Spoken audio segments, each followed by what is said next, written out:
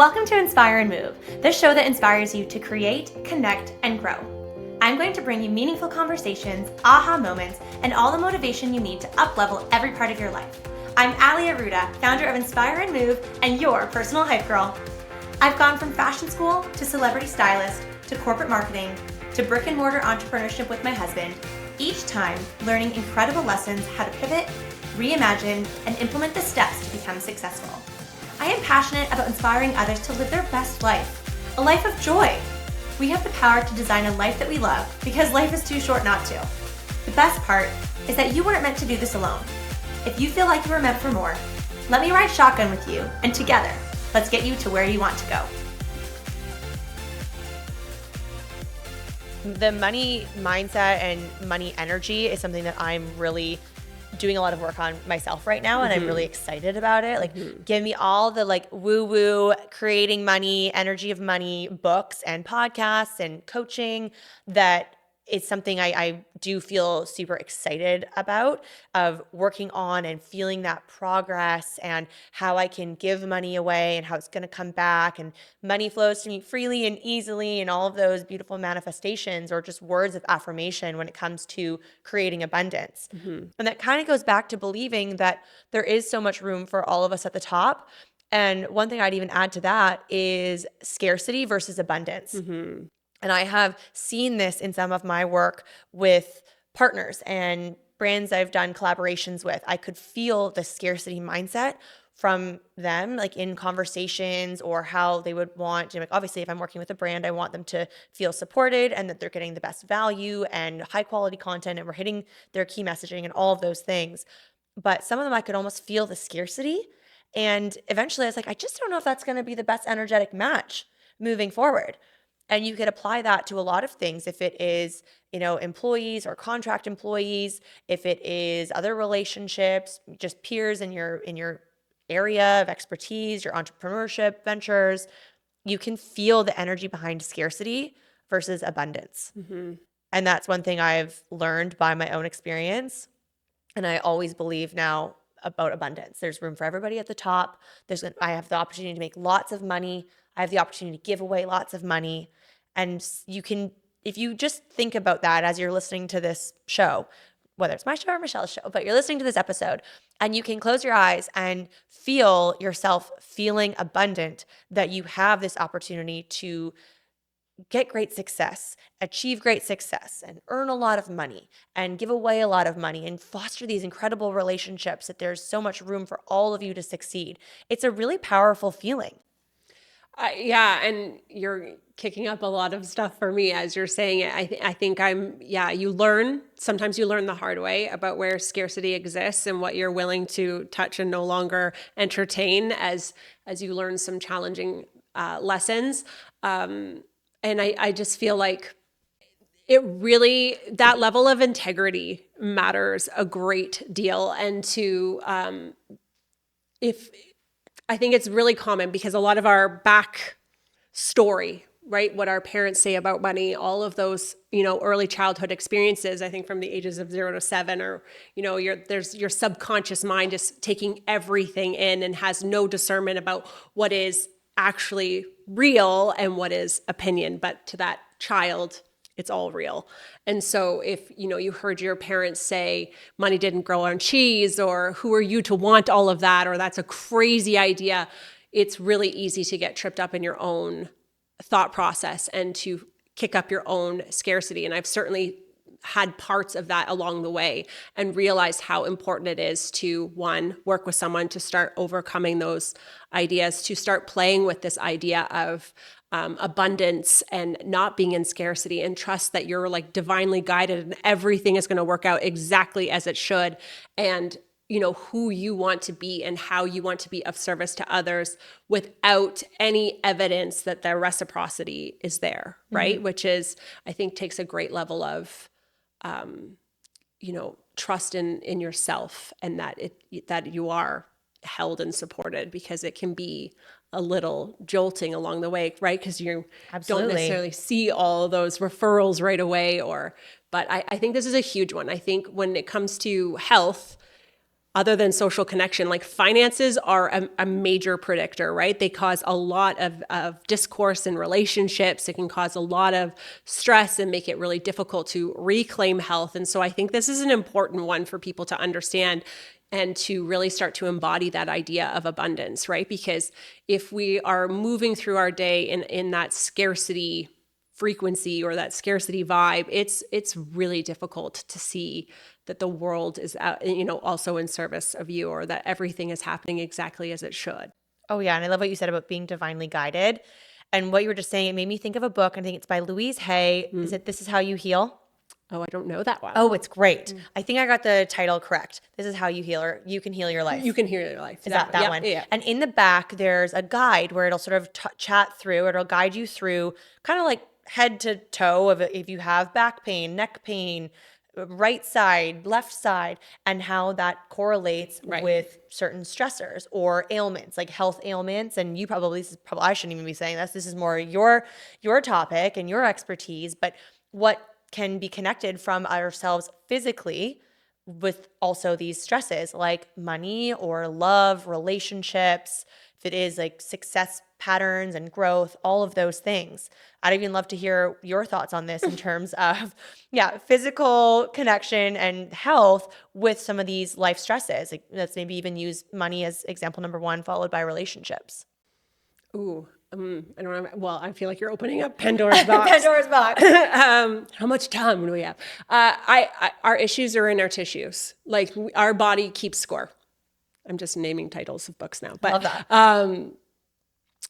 Every experience we have, every relational dynamic, every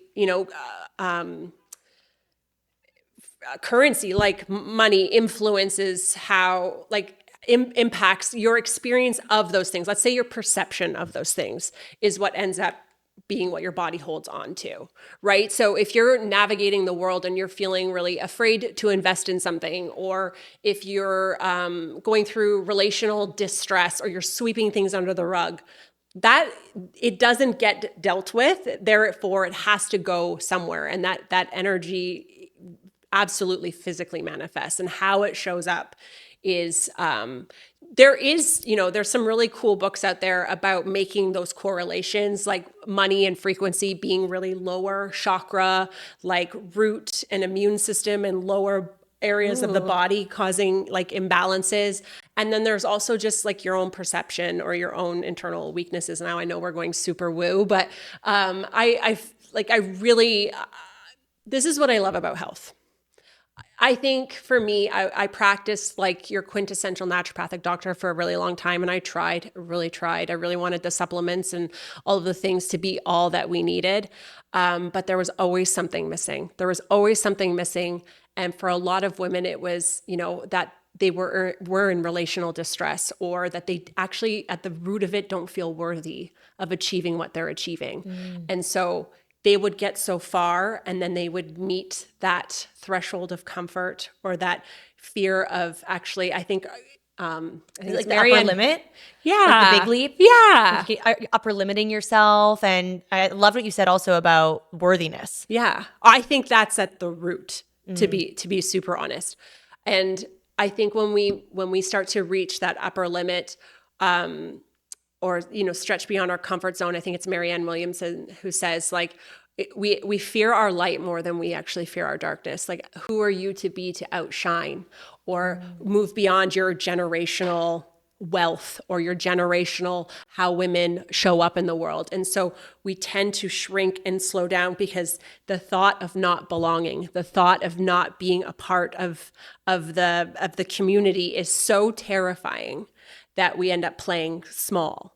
And so then we end up holding things in, and that accumulates in the body, and it makes it very difficult. And so I found as a naturopathic doctor, before I had Wild Collective, before I had a way of really having conversations I think that mattered with women, they would come in and they would do all the things, and maybe for a short period of time, but not long enough, and come back and be like, I don't know, it's just like not working or whatever. Or they wouldn't come back because they'd feel so ashamed because heaven forbid you have to tell your naturopath you didn't take your ashwagandha every day, right? Or whatever.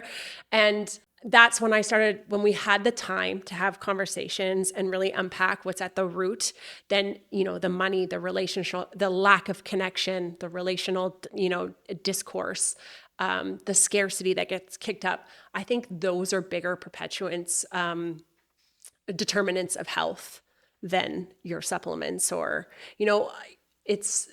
I've had so many conversations this week, and this is hilarious, about CMOS, and no criticism, but I heard it 4 times this week. So there's obviously something about CMOS, but I was like, what is it with CMOS? Like, what about our people?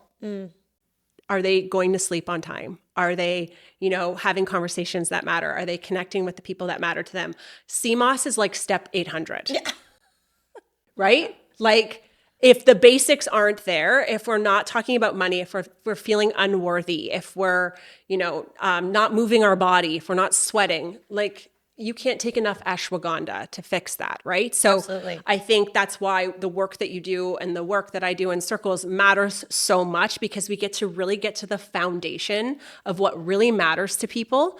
And then they get to take that wisdom and do something awesome in the world. And we can do it in gyms. We can do it sitting in women's circles. We can do it in conversation over coffee with each other. It can be a lot simpler than we think, but that is way more powerful and way more important and predictive of longevity than whatever is the latest and greatest thing out there.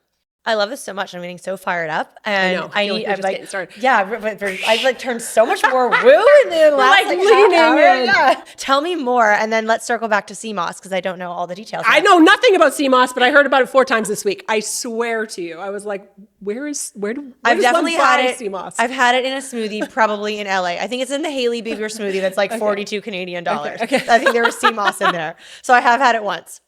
But I wanted to ask you, kind of riffing off of this, what do you believe, even if you had to say like your top 5, what do you think are top 5? Let's go 5 to 10, just to see. What do you believe we need to achieve great health, in your opinion, as a naturopathic doctor? Okay. Incredibly biased, but community is number 1. Love it. I think we need to sleep. I think we need to have conversations that matter. Because otherwise we ruminate. We were talking about before we recorded how much we take to bed with us as entrepreneurs. Like, oh my God, like the checklist, right? Like it's nonstop. So I think we need to be in communion and having conversations so that we can put stuff to rest, so that we can like sleep peacefully.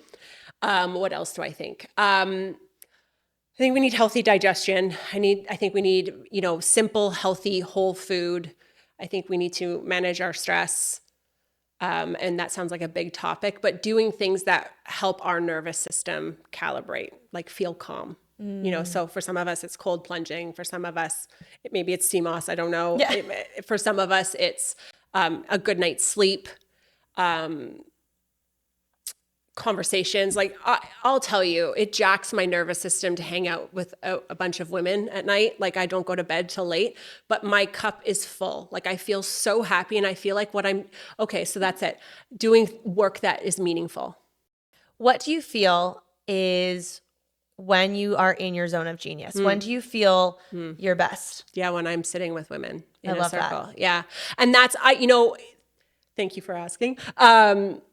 I'm now unapologetic about how I help women in one-on-one. So I built community into my metabolic reset program. I figured out what works for me, and I own that. And I think that's similar to you. You know what your gifts are, and you're like, okay, how do we take all of these gifts and turn them into how we impact the world?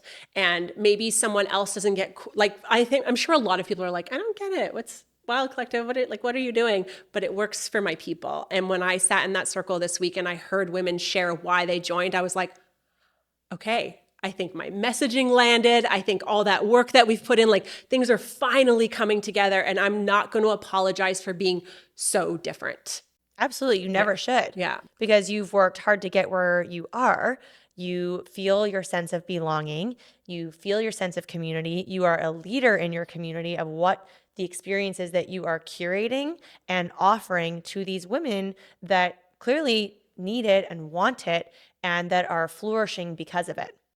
100%. And I think having that why, going back to the very beginning of our conversation of, why community, when we started community, and then the idea of building it and they will come, or building what you wish existed, that's how even my girlfriend's walk event started. Last year, I did one in June, and I thought Kelly's Bake Shop could be a really fun partner. It's a fun brand. It's very female centric, pink.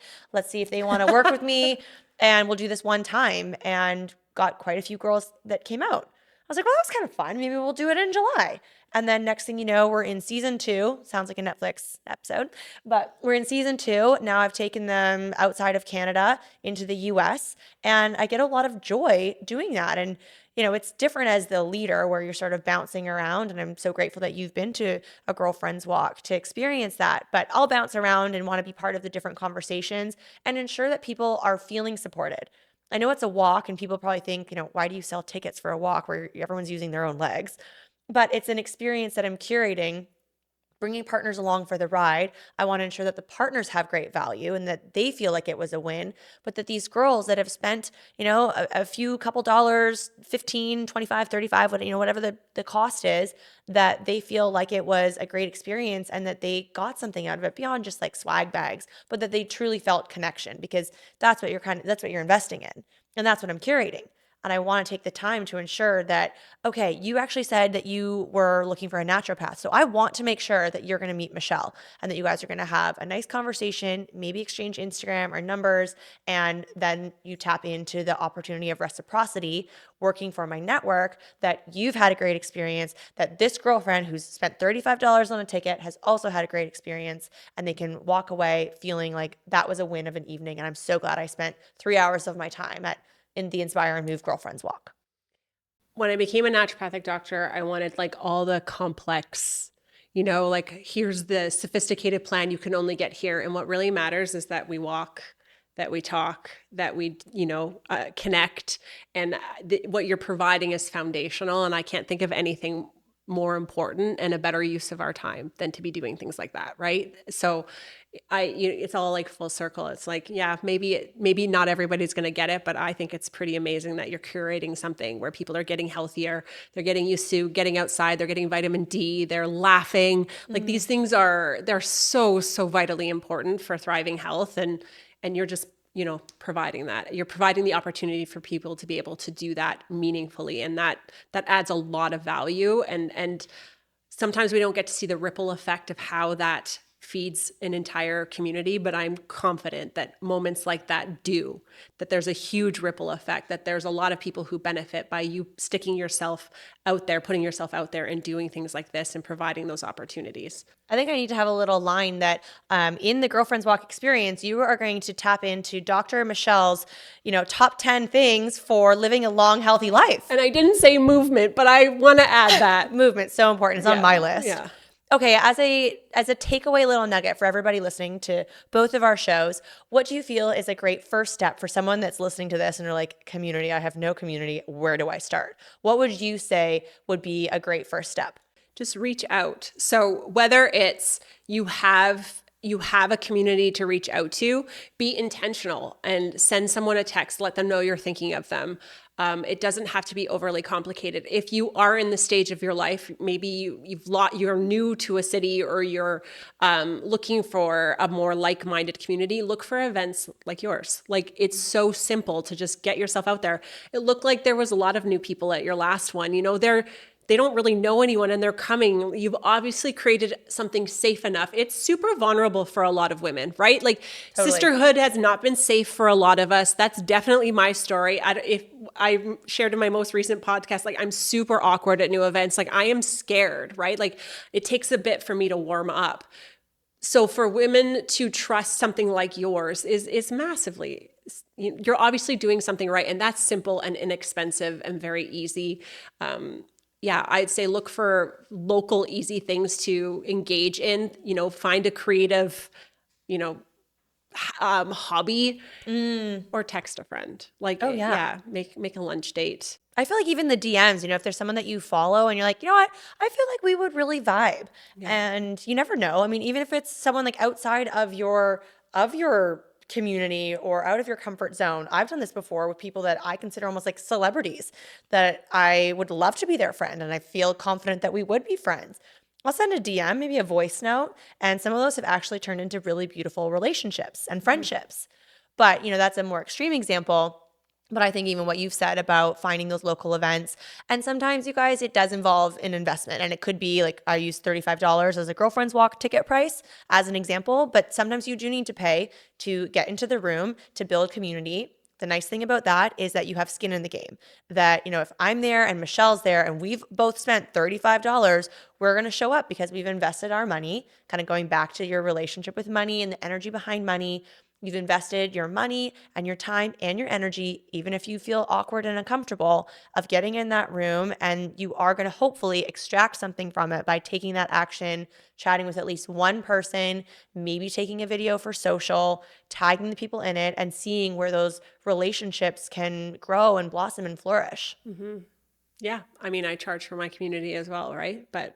And I think it's one of the most valuable things we can do, right? It's our job to curate an experience and have a return on investment that's tenfold. And so Absolutely. I'm so committed to making that happen for people. So if it is a bit of a blind spot or a challenge or it feels difficult, invest in creating that for yourself.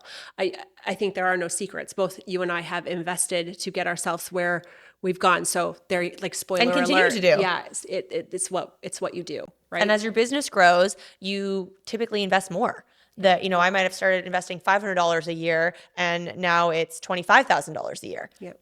And half the time it's in US dollars. So, as a Canadian, you like 3x that basically. So I've paid American coaches. We're having this like awkward smile at the same time. We're like, yes, we totally understand what we're saying. But, investing in those experiences and putting skin in the game, I think will have this like beautiful relationship and experience on the other end. Just to highlight that, when you invest, you show up. Yes. And I feel like there's a line there I'm forgetting, but if you invest, you show up, period. Yeah, whatever. It's so but we've hosted free events, and what happens day of, all of your old scarcity, all of your fear, and you cancel last minute. I'm used to it. I oversell those events because humans will human 100% of the time. That's right? a good takeaway as well. So if you want, and with Wild Collective, we used to price it a lot less than what we price it now, but what would end up happening, because it's 10 months on purpose, because I want them to leave really, really connected, and I'm nauseatingly committed to it. When it was not that expensive, retention went down, right? And so there is, back to the money frequency, when you invest, there's a frequency of how much you show up. And so you do want to have some skin in the game to actually get the return from what you're choosing to direct your resources towards. I couldn't agree more. And I feel like that's a great inspiration for all of you listening to see where you can go and invest your time and money with great energy to build community and create new friendships and relationships. Maybe you find a new business bestie, business partner, and see what kind of magic can unfold from that. Where can everyone find you? You can find me at Dr. Michelle Peris or poppyclinic.com or the-wild-collective.com. Someone else owns my URL. Maybe you need to send them a DM. I know. Ask them nicely. We've tried. Okay. How about you? Where can we find you? You can find me at Inspire and Move on Instagram, as well as my website, inspireandmove.ca. That's where I always post all of my events. You can join my newsletter. We just launched that a couple months ago. Very exciting. I feel like a dinosaur that didn't have an email list before. So very proud to say I have an email list now. And that's where we release all of my events first, and would love to see any of you, especially for the first time, to come out to some of these events. Yeah, it was a great event. Highly recommend. And I'm excited to do this with you again. This was so fun. So thank you for including me on a very special day. Thank you for being here. I hope you have a beautiful rest of your day, evening, and all of you listening, I hope you all have an amazing rest of your day, evening, weekend, wherever you are. Thank you so much for listening, and we'll see you again soon. Thank you so much for listening. If you loved this episode, it would mean the world to me if you took 30 seconds and shared this on social media, send it to a friend, or leave a 5-star review. There is power in community, and I am so grateful to have you part of mine.